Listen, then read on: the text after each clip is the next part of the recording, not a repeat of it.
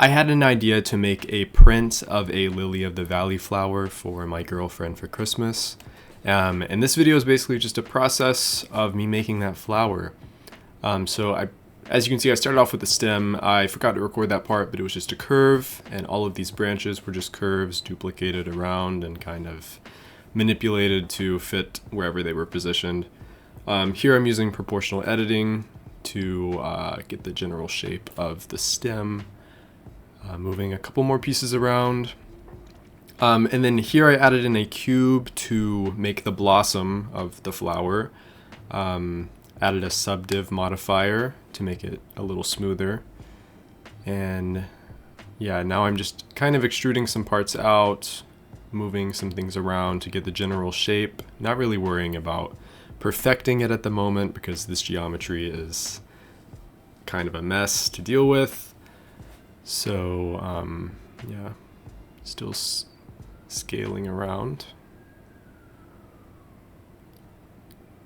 In here, I was trying to even out all of these different petals and clean up the geometry. Like I said, because it was kind of a mess. It was very uneven. So I'm just evening all of that stuff out. I added a solidify modifier. And now I'm sculpting the details to the blossom because I don't want it to be super, I guess, stylized. Like, the whole thing is stylized, but it was clearly lacking a lot of detail. So now I'm adding in those details.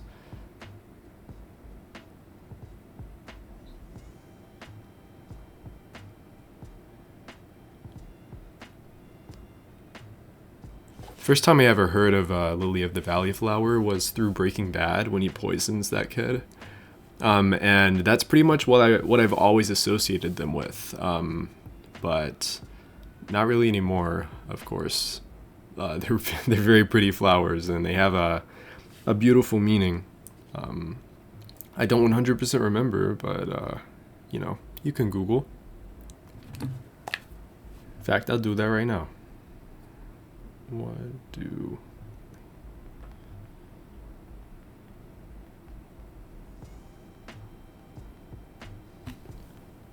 And yeah, here I'm modeling the little, I'm gonna call it a tongue. Okay, so Lily of the Valley flowers symbolize purity and humility. Also happiness, spring, durability. They have a couple different meanings depending on the culture. Okay, so I joined all of the pieces and then I used a remesh modifier to smooth out that transition between the branches and the stem. Because otherwise they would have been clipping into each other and I just didn't want that look. And yeah, now I'm just adding the blossoms to the end of the little branches on the stem, making sure to kind of randomize the rotation, and then just sculpting some details on the stem, just like I did on the blossoms, because I don't want everything to be too perfect and too straight. Even though I'm going for a stylized look, I still want it to have detail. And now these are going to be leaves coming out of the stem.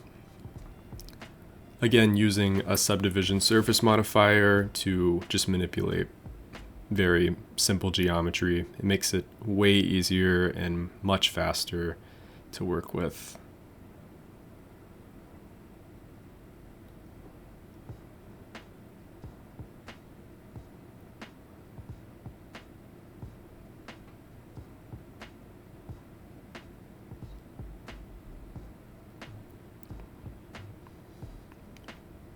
Again, adding a solidify modifier and using proportional editing to really get that shape finalized, get it how I really want it.